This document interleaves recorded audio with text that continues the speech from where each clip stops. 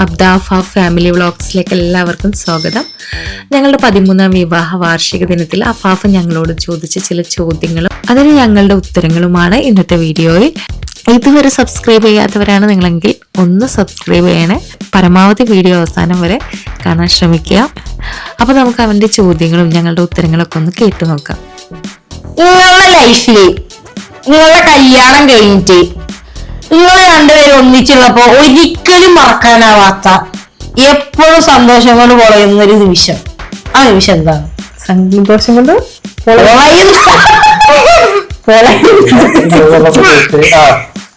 അഫാഫ് പ്രസവിച്ചിട്ടുള്ള സമയത്താണ്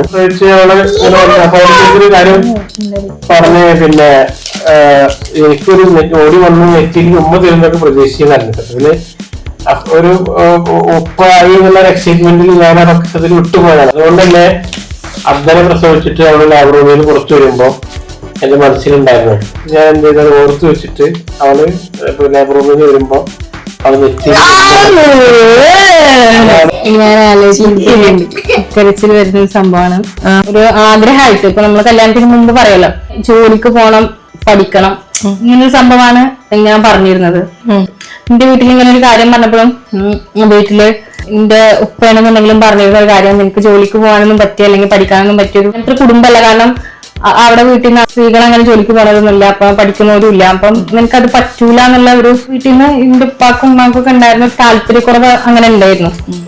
അപ്പൊ ഞാൻ അതൊക്കെ അത് കുഴപ്പമില്ല, അങ്ങനെ ജോലിക്ക് പോകാനും ഇതിനൊക്കെ സമ്മതിക്കും എന്നൊക്കെ പറഞ്ഞിട്ടാണ് കല്യാണം കഴിഞ്ഞത്. കല്യാണം കഴിഞ്ഞിട്ട് ഒരു 1 year ഒക്കെ ആവുന്ന സമയത്ത് ഇപ്പൊ എന്റെ ഡിഗ്രി കഴിഞ്ഞ ഉടനെയായിരുന്നു. അപ്പൊ അങ്ങനെ വീട്ടിലാർക്കും അങ്ങനെ ഇന്ന് പഠിക്കാൻ പോകാൻ തന്നെ താല്പര്യം ഉണ്ടായിരുന്നു. പഠിക്കാനൊക്കെ പോയി തുടങ്ങിയ ഞാനത് അവർക്കൊരു ബുദ്ധിമുട്ടുണ്ടാക്കുവോ എന്നുള്ളൊരു സംഭവം ആർക്കും താല്പര്യമില്ല എന്നുള്ളത് അറിയായിരുന്നു. അപ്പൊ അതുകൊണ്ട് തന്നെ ഫസ്റ്റ് ഇയർ BEd പോവാന്ന് പറഞ്ഞപ്പോ പറഞ്ഞു, ഈ ഒരു ഇയർ അത് പോട്ടെ, നമുക്ക് നെക്സ്റ്റ് ഇയർ ഇവരൊക്കെ സമ്മതിക്കും, നമ്മളെന്താണ് ഉദ്ദേശിക്കുന്നത് അവർക്ക് മനസ്സിലായി കഴിഞ്ഞാൽ അവരുടെ ഇഷ്ടത്തിന് നമ്മളിപ്പോ കൂടെ നിന്ന് കഴിഞ്ഞാൽ നല്ലൊരു കുടുംബമാണല്ലോ നമ്മൾ ഉദ്ദേശിക്കുന്നത്. നമ്മളിപ്പോ നമ്മുടെ ഒരു കടമ പോലെ ഇപ്പോഴത്തെ വീട്ടിലെ കാര്യങ്ങളൊക്കെ ചെയ്തിട്ട് നെക്സ്റ്റ് ഇയർ ആവുമ്പോ നിനക്ക് പഠിക്കാൻ പോവാം എന്ന് പറഞ്ഞു. പക്ഷെ നെക്സ്റ്റ് ഇയർ ആവുമ്പോഴും നമ്മൾ മനസ്സിലാക്കണം അത് നമ്മുടേതായിട്ടുള്ളൊരു കാര്യം മാത്രമാണ് പഠിക്കുക എന്നുള്ളത്. അപ്പൊ അങ്ങനെ PG ഡിസ്റ്റൻസ് ആയിട്ടാണ് ചെയ്തത്. നെറ്റും സ്വയം എഴുതിയെടുത്ത് തന്നെയാണ്, വീട്ടിൽ നിന്ന് പഠിച്ചിട്ട് തന്നെയാണ്. അത് കഴിഞ്ഞ് 2 വർഷം ജോലി ചെയ്തു. 2 വർഷം കഴിഞ്ഞ് 3ാമത്തെ വർഷം ഒരു മിസ്കാരിയേജ് എന്ന് വെച്ചാൽ ഒരു കുട്ടി ഉണ്ടായിട്ട് അബോട്ട് ആവുന്ന ഒരു അവസ്ഥ ഉണ്ടായി. അങ്ങനെ ഉണ്ടായപ്പോ ഞാൻ ഇതെടുത്തു, വർക്കൊന്നും ചെയ്യാതിരുന്നു. അത് കഴിഞ്ഞിട്ട് പിന്നെ വീണ്ടും വർക്ക് ചെയ്യാൻ തുടങ്ങിയ സമയത്ത് വീട്ടിലുള്ളവർക്ക് അത് വർക്ക് ചെയ്യാൻ പോണേന്, അപ്പൊ അതിന് മുന്നേ തന്നെ വർക്ക് ചെയ്യുമ്പോൾ തന്നെ ഒരു ബുദ്ധിമുട്ട്, നമുക്ക് കുറ്റപ്പെടുത്തലും കാര്യങ്ങളൊക്കെ വരുമ്പോൾ നമ്മളത് ഓക്കെ എല്ലാവരും തൃപ്തിപ്പെടുത്തി നമുക്ക് മുന്നോട്ട് പോകാൻ പറ്റില്ലല്ലോ. നമ്മുടെ സിറ്റുവേഷൻ എന്താണെന്ന് അവർക്ക് ചിലപ്പോൾ അറിയണമെന്നില്ല. ഇത് നമ്മൾ ആവശ്യം നമ്മളതാണല്ലോ. അപ്പൊ അതുകൊണ്ട് നമുക്ക് മാക്സിമം എന്ത് ചെയ്യാൻ പറ്റും, ഒരു വീട്ടിൽ അവരെ ബുദ്ധിമുട്ടിക്കാത്ത രീതിയിൽ അവരൊക്കെ വീട്ടിൽ ചെയ്യുന്ന പോലെ തന്നെ മാക്സിമം വീട്ടില് ഫുഡ് ഉണ്ടാക്കുന്നു, ബ്രേക്ക്ഫാസ്റ്റും കാര്യങ്ങളൊക്കെ ഉണ്ടാക്കുമ്പോൾ എല്ലാവർക്കും ബ്രേക്ക്ഫാസ്റ്റ് ഉണ്ടാക്കുന്നു, കൊണ്ടുപോകുന്ന ഫുഡും എല്ലാവർക്കും കൂടി ഉള്ളത് ഉണ്ടാക്കുന്നു. അപൂർവം ചിലപ്പോൾ നമുക്ക് എല്ലാവരും അങ്ങനെ എല്ലാവർക്കും കൂടി വേണ്ടിയിട്ട് ഉണ്ടാക്കാൻ പറ്റില്ല. മീൻസ് മീൻകറി നമുക്ക് രാവിലെ വെക്കാൻ പറ്റില്ല. അങ്ങനെ കുറച്ച് കാര്യങ്ങളൊക്കെ നമുക്ക് ചെയ്യാൻ പറ്റാത്ത കാര്യങ്ങളുണ്ട്. പക്ഷെ എന്നാലും മാക്സിമം നമ്മളെ കൊണ്ട് എന്നെ കൊണ്ട് പറ്റുന്ന മാക്സിമം എനിക്ക് ചെയ്യാൻ പറ്റുന്ന ഒക്കെ ചെയ്തിട്ടാണ് വീട്ടിൽ നിന്ന് പോയിരുന്നത്. പക്ഷെ നമ്മള് ആ ഒരു റെസ്റ്റ് കഴിഞ്ഞിട്ട് വീണ്ടും ഞാൻ ജോലിക്ക് കയറിയ സമയത്ത് കൃത്യമായിട്ട് അങ്ങനെ ഞാൻ ഇവിടുന്ന് ജോലിക്ക് പോയി കഴിഞ്ഞാൽ അവിടെ നിൽക്കാൻ പറ്റില്ല എന്ന് പറഞ്ഞു. ഇങ്ങനെ ഒരു ബുദ്ധിമുട്ട് പറയുന്ന സമയത്ത് ഞാൻ ഭയങ്കര ഇങ്ങനെ ടെൻഷനായിട്ട് ആയിരിക്കും. ഞാനിപ്പം എന്ത് ചെയ്യുന്ന ജോലിക്ക് കയറിയിട്ട് അവിടെ ഒരു അത്യാവശ്യം വന്നപ്പോൾ കയറിയതാണ് ജോലിക്ക്. ആ ജോലിയിൽ നിന്ന് പിന്നെ പെട്ടെന്ന് ഒഴിവാകുമ്പോ അവർക്കും ബുദ്ധിമുട്ടാണ്. അപ്പോ പക്ഷെ അവിടുത്തെ ജ്യേഷ്ഠൻ അവിടെ നിൽക്കാൻ പറ്റില്ല എന്ന് പറയുമ്പോ നീയല്ല അത് തീരുമാനിക്കേണ്ടത്, ഞാനാണ് അവളെ കല്യാണം കഴിച്ചിട്ടുള്ളത് എന്നുള്ള ഒരു വാക്ക് അത് ആദ്യമായിട്ട് നിൽക്കാം. ഇപ്പൊ ഒരു അങ്ങനെ എനിക്ക് വേണ്ടിയിട്ടൊരു ആ വീട്ടിൽ അങ്ങനെ ഓപ്പൺ ആയിട്ട് സംസാരിക്കുന്ന ഒരു സിറ്റുവേഷൻ എനിക്ക് അങ്ങനെ ഫീൽ ചെയ്യുന്നത്. അതിന്റെ മുമ്പും എനിക്ക് വേണ്ടിയിട്ട് ഉള്ളതല്ല എന്നുള്ളതല്ല, പക്ഷെ ഭയങ്കര ഓപ്പൺ ആയിട്ട് എല്ലാവരുടെ അടുത്തും അങ്ങനെ എതിർത്ത് സംസാരിക്കുന്നത് അന്നാണ്. നമ്മൾ അതിന്റെ മുന്നൊക്കെ കുറെ വിഷയങ്ങൾ വരുമ്പോൾ നമ്മൾ മിണ്ടില്ല. കാരണം എന്താ വെച്ചാൽ നമുക്ക് ഇളയ മൗനാണ്, നമ്മൾ മൂത്തവരോട് എന്തെങ്കിലും പറഞ്ഞു കഴിഞ്ഞാൽ പ്രശ്നമാവും ചെയ്യും. എന്ന് വെച്ചാൽ എന്തെങ്കിലും ചെറിയ ചെറിയ കാര്യങ്ങൾ പറയുമ്പോൾ തന്നെ അങ്ങനെ പ്രശ്നമാവുന്നുണ്ട്. അപ്പൊ നമ്മള് അങ്ങനെ മിണ്ടാതെ അങ്ങനെ കുറെ കാര്യങ്ങൾ നമ്മൾ അങ്ങനെ പോയിട്ട് ഇത്ര വരെ എത്തി എന്ന് വെച്ചാൽ ഇനി ജോലിക്ക് പോയാൽ ഇവിടുന്ന് പോകാൻ പറ്റില്ല എന്ന് പറയുന്ന ഒരു സിറ്റുവേഷൻ വരെ എത്തി. അപ്പോൾ അമ്മയോട് ചോദിച്ചു ഞങ്ങൾ എന്താ വേണ്ടത്, ഇവിടെ അവള് ജോലിക്ക് പോകുന്നതുകൊണ്ട് എന്താ ബുദ്ധിമുട്ടെന്ന് ചോദിച്ചപ്പോൾ അമ്മ തിരിച്ചു പറഞ്ഞു ഇങ്ങനെ ഇവരെല്ലാവരും തീരുമാനം അതാണ്, ജോലിക്ക് പോകണ്ട. അപ്പോഴാണ് നമ്മൾ അറിയുന്നത് അത് കൂട്ടമായിട്ടുള്ളൊരു തീരുമാനമാണെന്നുള്ളത്. നമ്മൾ ഒരാളുടെ മാത്രം പലരും പല പെട്ടെന്നുള്ള ദേഷ്യത്തിൽ പറയും എന്തെങ്കിലും ലഹരിയോ അല്ലെങ്കിൽ അങ്ങനെ എന്തെങ്കിലുമൊക്കെ പലതിനെ അടിമപ്പെട്ടിട്ട് ചിലപ്പം പറയും. സ്വാഭാവികമായിട്ട് എന്റെ മനസ്സിൽ എന്താണ് റീസൺ എന്നറിയാമെന്നുണ്ടാവുമല്ലോ. അപ്പൊ ഞാൻ എന്താണെന്ന് ചോദിക്കുമ്പോൾ തന്നെ ഇവിടെ പെണ്ണുങ്ങൾ അങ്ങനെ മിണ്ടരുത്, അങ്ങനെ നമ്മളെ മിണ്ടാതിരുത്ത്. ഞാൻ ആദ്യമായിട്ടാണ് അങ്ങനെ ഒരു ഇത് ചോദിക്കുന്നത് പോലും. ഇവിടെ അങ്ങനെ പെണ്ണുങ്ങൾ മിണ്ടുന്ന ഒരു കുടുംബമല്ല അത് എന്നൊക്കെ പറയുന്ന ഒരു സമയത്ത് ആ ഒരു രാത്രി ഞാൻ ആ ഫാഫിന്റെ പോലെ ഉറക്കി കെടുത്തിരിക്കുകയായിരുന്നു. ഞാനിങ്ങനെ കാലത്ത് പറഞ്ഞു നിങ്ങൾ പറഞ്ഞു. അപ്പോഴും ഞാൻ പറയണത് അങ്ങനെ കേട്ടോ, എനിക്ക് ഇവിടുന്ന് ഇറങ്ങിപ്പോകണം എന്നല്ല ഞാൻ പറയണത്, നിങ്ങളാണ് എന്റെ ഭർത്താവ് നിങ്ങൾ പറഞ്ഞു കഴിഞ്ഞാൽ. കാരണം വലിയൊരു പ്രതിസന്ധിയിലേക്കാണ് പോണത്. കാരണം നമുക്ക് അതുവരെ ഒരു വീടുണ്ട്. അപ്പൊ ആ വീട്ടിൽ നിന്ന് നമ്മൾ ഇറങ്ങി പോവുകയാണ്. അപ്പോ ആ ഒരു അത്രയും പ്രതിസന്ധിയിലേക്ക് പോകുമ്പോൾ അത് ഞാൻ കാരണം ഞാൻ ജോലിക്ക് പോകണമെന്ന് പറയുമ്പോൾ എനിക്ക് ഭയങ്കര എനിക്കറിയാം അപ്പോഴത്തെ ഒരു ഫിനാൻഷ്യൽ സ്റ്റാറ്റസ് ഒക്കെ എനിക്ക് നന്നായിട്ട് അറിയാം.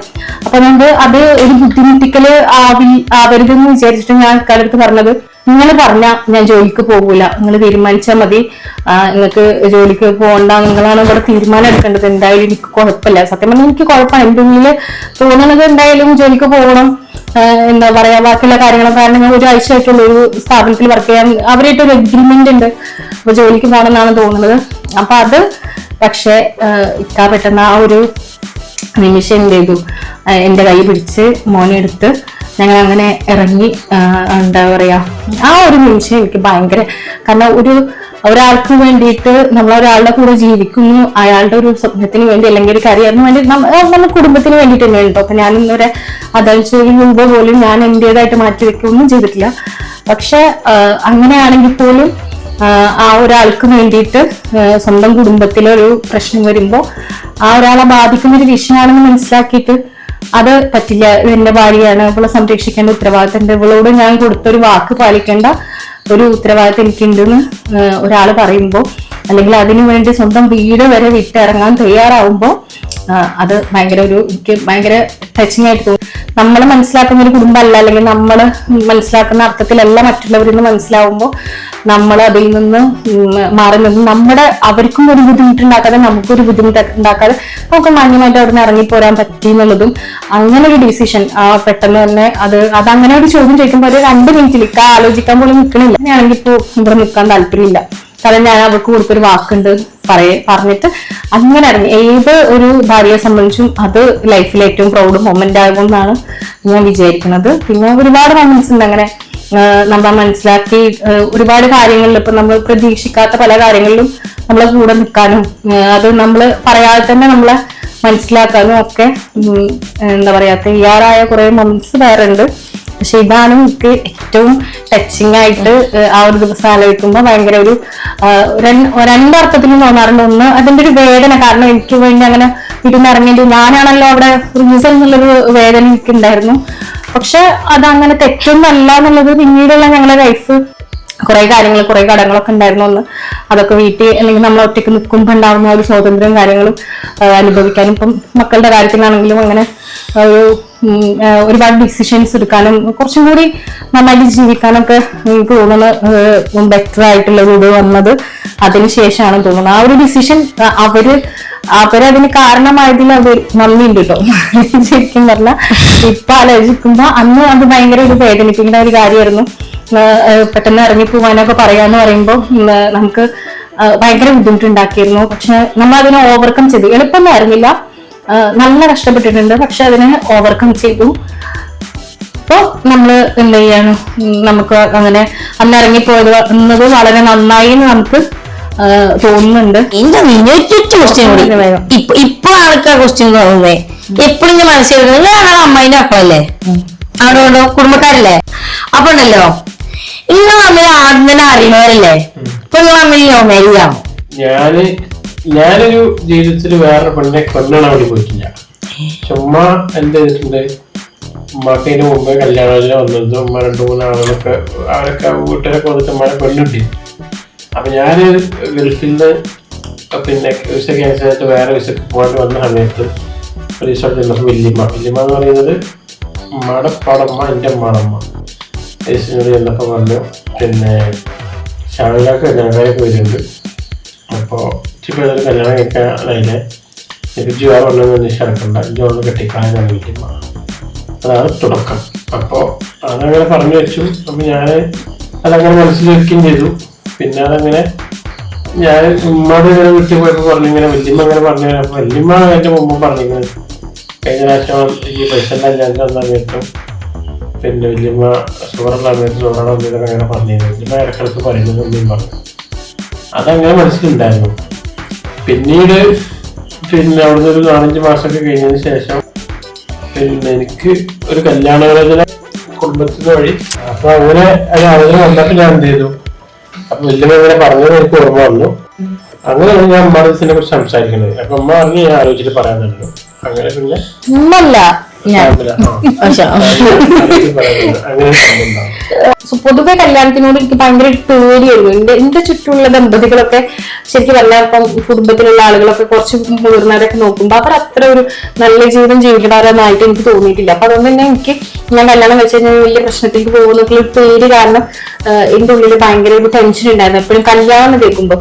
പിന്നെ പ്രത്യേകിച്ച് ഞാൻ മദ്രസ ഒന്നും പഠിച്ചിട്ടില്ല. അപ്പൊ അതുകൊണ്ട് ചെറുപ്പത്തിലെ തന്നെ ഇങ്ങനെ എന്റെ അടുത്ത് മദ്രസ പഠിച്ചിട്ടില്ലല്ലോ. അപ്പൊ എന്റെ ഉപ്പാക്ക് വയ്യാത്ത കാരണം ഇപ്പൊ അങ്ങനെ മദ്രസയിലൊന്നും പറഞ്ഞയച്ചില്ല. അപ്പൊ അവിടെ ഒരു മെന്റാലിറ്റി അങ്ങനെയായിരുന്നു.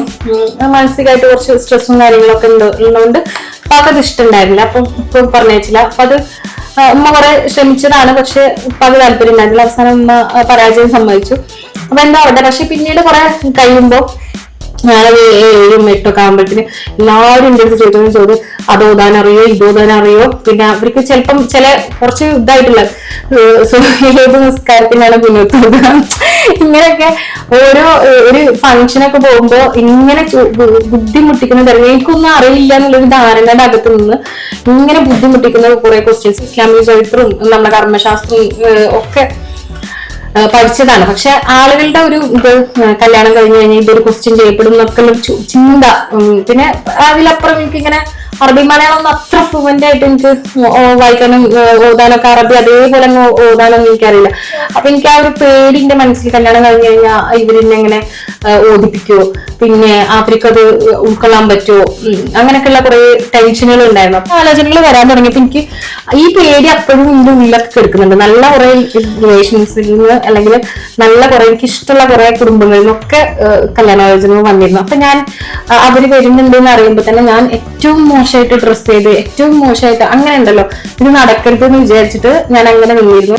ഇപ്പൊ അങ്ങനെ ഒരു കല്യാണാലോചനയായിട്ട് വന്ന സമയത്ത് എന്റെ അടുത്ത് ചോദിച്ചപ്പോ എനിക്ക് പെട്ടെന്ന് എനിക്ക് ഇതൊക്കെ അറിയാലോ, ഞാൻ മദ്രസ പഠിച്ചിട്ടില്ല എന്നറിയാം. എന്റെ ആകെ കൂടി ഒരു ഭർത്താവിനെ കുറിച്ചുള്ള ഒരു കൺസെപ്റ്റ് എങ്ങാനും എന്റെ മനസ്സിൽ കല്യാണം തന്നെ എനിക്ക് ഇഷ്ടമല്ല, പക്ഷെ ഒരു നല്ലൊരാൾ എനിക്ക് പേടിയില്ലാതെ അടുക്കാൻ പറ്റിയ ഒരാളെന്ന് തോന്നുന്ന ഒരാളെന്ന് പറയുന്നത് ഒരു പുകവലിക്കാതെ മദ്യപിക്കാത്ത ഒരാളെന്നുള്ള ഒരു ഐഡിയൽ ചിന്താഗതി ഉണ്ടാവുമല്ലോ. അപ്പൊ അങ്ങനെയുള്ള ഒരാളായിരുന്നു. അപ്പൊ എനിക്ക് അങ്ങനെ ഒരാള് പെട്ടെന്ന് നമ്മുടെ കുടുംബത്തിന് എന്റെ എല്ലാ സിറ്റുവേഷൻസും ഉപ്പാട് അസുഖം, എന്റെ ഞാൻ മദ്രസ പോയിട്ടില്ല എന്നുള്ള കാര്യം, അല്ലെങ്കിൽ അങ്ങനെയുള്ള കുറെ കാര്യങ്ങൾ അറിഞ്ഞുകൊണ്ട് എന്റെ കുടുംബത്തെ ഫുള്ള് മനസ്സിലാക്കി അങ്ങനെ ഒരാള് എന്റെ അടുത്ത് നീ എന്റെ കൂടെ ജീവിക്കാൻ തയ്യാറാണോ എന്ന് ചോദിക്കുമ്പോ എനിക്ക് പിന്നെ പറയാനുണ്ടായിരുന്ന ഒരു മറുപടി ഞാൻ ഇങ്ങനെ പറഞ്ഞു. ഞാനപ്പോ അത്ര ഒരു സീരിയസ് ആയി എടുത്തിട്ടില്ല. പക്ഷെ ഞാൻ പറഞ്ഞു എനിക്ക് ആരായാലും കുഴപ്പമില്ല, എന്നെ ജോലിക്ക് വിടുകയും പഠിപ്പിക്കുകയും ചെയ്യുകയാണെന്നുണ്ടെങ്കിൽ ഞാൻ ആരായാലും എനിക്ക് ഓക്കെ ആണ്. അങ്ങനെയാണ് ഞാൻ പലരും സംസാരിക്കുന്നത്. പറഞ്ഞ മറുപടി എനിക്ക് നല്ല ഓർമ്മയുണ്ട്. പിന്നീട് വീട്ടുകാർ തമ്മില് ഞാൻ വീട്ടിലിങ്ങനെ അവതരിപ്പിച്ചു. പിന്നെ ആ സമയത്ത് പിന്നെ അത് പിന്നെ കുറച്ച് നീണ്ടുപോയി. 2 മകളുടെ കാര്യം ചിലവരൊക്കെ ഒരു ആക്സിഡന്റ് ആയിട്ട് കുറച്ച് സുഖമായിട്ട് കിടന്നു. ഞാൻ തിരിച്ച് വിദേശത്തേക്ക് പോകാൻ നിന്നതാണ്. അപ്പൊ വിദേശത്തേക്ക് പോകാൻ പിന്നെ ഉമ്മ അസുഖമായിട്ട് കിടക്കുമ്പോൾ ഉമ്മ പറഞ്ഞു തൽക്കാലം പോകണ്ട, നാട്ടിൽ ജോലി ചെയ്താൽ മതി, പിന്നെ കല്യാണം കഴിഞ്ഞിട്ട് പോകാന്ന് പറഞ്ഞു. അങ്ങനെ ഒരു തൃശ്ശൂർ ഒരു അഡ്വർടൈസ്മെന്റ് കമ്പനിയിൽ ഞാൻ ജോലി ചെയ്യുന്ന സമയത്ത് കല്യാണം നടന്നത്. ആ ഒരു വർഷം 1.5 വർഷത്തിന്റെ അടുത്ത് പിന്നെ അങ്ങനെ പറഞ്ഞു വെച്ചിട്ട് പിന്നെ അന്വേഷണം കല്യാണം ഉണ്ടായിരുന്നു. പിന്നെ ആ സമയത്ത് സ്വാഭാവികമായിട്ടും ഞങ്ങള് അമ്മാവിന്റെ മോളായതുകൊണ്ട് എപ്പോഴും തറവാട്ടിലേക്ക് പോകുന്ന വരും തിരിച്ച് അവിടെ എന്റെ വീട്ടിലേക്ക് വരുന്നതുകൊണ്ടൊക്കെ ചിലപ്പോൾ അങ്ങനെ ആർക്കും തോന്നിയത് അറിയില്ല. ആലോചന പിന്നെ ഞാൻ പറഞ്ഞ നേരത്തെ അമ്മ ആക്സിഡന്റ് ആയതിനു ശേഷം പിന്നെ അമ്മ കുറച്ചു കാലം സംസാരിക്കാനും പറ്റാത്ത അവസ്ഥയായിരുന്നു. പിന്നെ കല്യാണം സംസാരിച്ചു തുടങ്ങിയപ്പോൾ ഉമ്മ പറഞ്ഞു ഇങ്ങനെ കല്യാണം നടത്തണം എന്ന് പറഞ്ഞു. അങ്ങനെയാണ് പിന്നെ കല്യാണം ഉണ്ടാവുന്നത്. പിന്നെ അതിനിടയ്ക്ക് സ്വാഭാവികമായിട്ടും ചില എല്ലാവർക്കും പൂർണ്ണമായിട്ടൊരു താല്പര്യമുള്ള ഒരു കല്യാണം നായകനാണെന്ന് പിന്നീട് ഞാൻ മനസ്സിലാക്കിയത്. പിന്നെ വെച്ചാൽ അവര് പറഞ്ഞ പ്രധാന കാരണം അവന്റെ മോളല്ലേ, കുടുംബത്തിൽ നിന്നല്ലേ എന്നുള്ളൊരു ഇതുണ്ടായിരുന്നു. പക്ഷെ ഞങ്ങൾക്ക് പിന്നെ സ്വാഭാവികമായിട്ടും നേരത്തെ അവള് പറഞ്ഞ പല കാരണങ്ങൾ പോലെ തന്നെ എനിക്ക് കുറെ കാരണങ്ങൾ കൊണ്ടും പിന്നെ ഞാൻ ഉദ്ദേശിച്ച എന്താ വെച്ചാൽ എന്റെ സാഹചര്യത്തിനനുസരിച്ച് എന്റെ മനസ്സിലാക്കാൻ പറ്റാവുന്ന ഒരാള് ഇപ്പൊ പുറമെ ഒറ്റ തറവാട്ടിൽ നിന്ന് ഒറ്റ നാട്ടിൽ നിന്ന് പുറംബന്ധത്തില് അങ്ങനെ ഉണ്ട്. അപ്പൊ എന്റെ ചെറുപ്പം മുതൽ അറിയുന്നതാണ്, കാണുന്നതാണ്. പിന്നെ എനിക്ക് എന്റേതായ പല സാമ്പത്തിക പ്രശ്നങ്ങളൊക്കെ ഉണ്ടായിരുന്നു. അപ്പൊ അതൊക്കെ മനസ്സിലാക്കാൻ പറ്റുന്ന ഒരാളെന്ന് നിലക്കാണ് പിന്നെ നമ്മൾ നടന്നു. അപ്പൊ എന്തായാലും ഒരു പ്രേമവിവാഹം ആയിരുന്നില്ല. പക്ഷെ ഒരു പ്രേമം എന്നുള്ളൊരു സംഭവം ഈ ലാസ്റ്റ് ടൈമിലൊക്കെ ആകുമ്പോഴേ ഭയങ്കര ഭീഷണികളൊക്കെ ഉണ്ടായിട്ടുണ്ട്. എന്ന് വെച്ചാൽ കല്യാണം ഈ ഒരു ആലോചന വന്നിട്ട് അവര് വീട്ടിലേക്ക് വരുന്നതിന്റെ മുന്നേ രണ്ട് പേർക്കും ബന്ധുക്കൾ ഒന്നാണല്ലോ. അപ്പൊ ഒരാള് ഇപ്പൊ അവരെന്നെ മറന്നുപോയ കാര്യമായിരിക്കും കേട്ടോ. അപ്പൊ നമ്മൾ അവരെ കുറ്റപ്പെടുത്തിയിട്ടൊന്നുമല്ല സംസാരിക്കുന്നത്. എന്റെ അടുത്ത് പറഞ്ഞു ഇങ്ങനെ വന്നിട്ട് നീ അങ്ങോട്ട് പോണ്ട, അവിടെ ആർക്കും ഇഷ്ടമല്ല, പിന്നെ നിന്നെ ഭയങ്കരമായിട്ട് ബുദ്ധിമുട്ടും, നീ അവിടെ പോവുക തന്നെയാണ് ഞങ്ങൾക്ക് നല്ലത്, കാരണം നിന്നെ കൊണ്ട് മാക്സിമം പഠിപ്പിക്കാലോ, നീ ആവുമ്പോ ഞങ്ങൾക്ക് അതുകൊണ്ട് എടുത്തത് ഇങ്ങോട്ട് എടുക്കാന്നൊക്കെ പറഞ്ഞിട്ട് എത്ര വേണമെങ്കിലും ബുദ്ധിമുട്ടിക്കാലോ, ഞങ്ങൾക്കൊരു സൗകര്യം തരില്ല. അപ്പൊ അതൊക്കെ ഞാൻ അത് സാരില്ല ഇപ്പൊ ശരിക്കും അങ്ങനെ പറയുന്നുണ്ട്, കുഴപ്പമില്ല എന്നൊക്കെ ഇങ്ങനെ പറയുമ്പോൾ അവസാനം എന്റെ അടുത്ത് 10 ദിവസം പോലും നിങ്ങൾ ഒന്നിച്ച് ജീവിക്കൂല എന്ന് പറഞ്ഞിട്ടാണ് ജീവിക്കാൻ സമ്മതിക്കൂല എന്ന് പറഞ്ഞിട്ടാണ് അത് സംഭാഷണം അവസാനിപ്പിക്കുന്നത്. 10 ദിവസം കഴിക്കില്ല എന്ന് പറഞ്ഞിട്ടാണ്. അപ്പൊ അത് എന്റെ മനസ്സിൽ ഭയങ്കര പേടിക്കുന്നത് ഇങ്ങനെ പറഞ്ഞു. പക്ഷെ ഇപ്പൊ ആ പറഞ്ഞത് ആലോചിച്ചിട്ട് എനിക്ക് ചിരി വരാറുണ്ട്. 10 ദിവസം പോലും നിങ്ങൾ തികച്ച് ജീവിക്കില്ല എന്നൊക്കെ പറയുമ്പോൾ അൽഹംദുലില്ലാ നമ്മൾ ഇതുവരെ എത്തി. നമ്മള് എന്താ പറയാ, ഇതുവരെ നമ്മൾ അത്ര ഈസി ഒന്നും ആയിരുന്നില്ല. പക്ഷെ നമ്മൾ ഭയങ്കര പ്രൗഡാണ്. എന്താ വെച്ചിട്ടുണ്ടെങ്കിൽ കുറെ കാര്യങ്ങൾ നമുക്ക് ഓവർകം ചെയ്യാൻ പറ്റി. കുറെ പറഞ്ഞ മാതിരി കല്യാണത്തിന്റെ സമയത്ത് കുറെ കടങ്ങൾ ഉണ്ടായിരുന്നു. നമ്മൾ ഒന്നിച്ച് തന്നെ കടങ്ങളൊക്കെ വീട്ടി. പിന്നെ എന്റെ കരിയറിലും നമ്മൾ തുടക്കത്തിൽ നമുക്ക് ബേഡ് ചെയ്യാനും ഒന്നും പറ്റിയില്ല. അതിന്റെ ഒരു വിഷമം ഉണ്ടെങ്കിലും ഞാൻ PG ഒക്കെ ഡിസ്റ്റൻസ് ആയിട്ട് എഴുതിയിട്ട് നെറ്റ് നേടി. പിന്നെ നമ്മൾ വർക്ക് ചെയ്തു. പിന്നെ ഇപ്പോഴും നമ്മൾ വർക്ക് ചെയ്യുന്നത് അതിന്റെ ഒക്കെ ഒരു പിൻബലത്തിലാണ്. പിന്നെ മക്കളുടെ കാര്യമാണെന്നെല്ലാം ആ ഒരു ആപ്റ്റ് ആയിട്ടുള്ള സമയത്ത് തന്നെ മക്കളും അവരുടെ കാര്യങ്ങളൊക്കെ നന്നായിട്ടും ഇപ്പൊ ഒരു വീടില്ല അല്ലെങ്കിൽ അങ്ങനെയുള്ള കുറെ കടമ്പകൾ നമ്മൾ മുന്നിൽ ഇനിയും ഉണ്ട്. കുറെ നമ്മൾ ഒക്കെ ഓക്കെ ആയിട്ട് ഭയങ്കരമായിട്ട് കംഫർട്ടായിട്ടൊന്നല്ല നമ്മൾ നിൽക്കുന്നത്. പക്ഷെ ഓരോ ദിവസം മുമ്പിൽ തന്നെയാണ് പോണത്. നമുക്ക് അറിയില്ല ഭക്ഷണന്റെ കയ്യിലാണ്. നമുക്ക് മോളിക്കൊരു കയറ്റുണ്ടെന്നുണ്ടെങ്കിൽ എപ്പോഴാണ് താഴത്തേക്ക് ഒരു ഇറക്കം എന്നുള്ളത് എപ്പോഴും പ്രതീക്ഷിക്കുന്നത്. നമ്മൾ എപ്പോഴാണ് ഇതൊന്നും നിലക്കുക അല്ലെങ്കിൽ ഇത് കുത്തനെ ഇടിയാന്നുള്ള ഏത് നിമിഷവും ഉണ്ട്. പക്ഷെ എന്തായാലും ഇതുവരെയുള്ള നാളെ എന്ത് എന്നുള്ളതല്ല. എല്ലാവരും സംബന്ധിച്ചും അങ്ങനെ തന്നെയാണല്ലോ, ഒന്നിനും ഒരു ഗ്യാരണ്ടി ഇല്ലല്ലോ. അപ്പൊ പക്ഷെ ഇതുവരെയുള്ള ഒരു ലൈഫില് എന്താണ് ഓക്കെ സന്തോഷം. അപ്പോ എന്തായാലും 13 വർഷം പിന്നിട്ടും ഞങ്ങളുടെ പിന്നെ വിവാഹ ജീവിതം നേരത്തെ പറഞ്ഞ പോലെ തന്നെ ഒരുപാട് പ്രതിസന്ധികളും ഒരുപാട് കടമ്പകളൊക്കെ കടന്നിട്ടാണ് എന്ത് ചെയ്തത് ഇപ്പൊ ഇതുവരെ എത്തിയത്. നേരത്തെ ഷാവൽ പറഞ്ഞ പോലെ തന്നെ എല്ലാം നേടി അല്ലെങ്കിൽ എല്ലാം അവസാനിച്ചു പോലെ നിന്നുന്നില്ല. ഇനിയും ഒരുപാട് മുമ്പോട്ട് പോകേണ്ടതുണ്ട്, ഒരുപാട് കടമ്പകൾ ഇനിയും കടക്കേണ്ടതുണ്ട്. അപ്പോൾ അത് പിന്നെ അത് ഞങ്ങൾ ഈ പറഞ്ഞ പോലെ പ്രതീക്ഷിക്കുന്നു. അതിനു വേണ്ടിയിട്ട് എല്ലാ പ്രയത്നവും ഉണ്ടാവും. അതിന്റെ ഭാഗത്തു നിന്നുള്ള അനുഗ്രഹം ഉണ്ടാവും എന്നുള്ള വിശ്വാസത്തോട് ഇൻഷാ അല്ലാഹ് മുമ്പോട്ട് പോകണം. നിങ്ങൾ ഈ ചാനൽ ആദ്യമായിട്ടാണ് കാണുന്നുണ്ടെങ്കിൽ നിങ്ങൾ സബ്സ്ക്രൈബ് ചെയ്യുക, ഷെയർ ചെയ്യുക, സപ്പോർട്ട് ചെയ്യുക. എല്ലാ വീഡിയോസും കാണുക, വരുന്ന വീഡിയോസൊക്കെ എന്ത് ചെയ്യുക, സപ്പോർട്ട് ചെയ്യുക.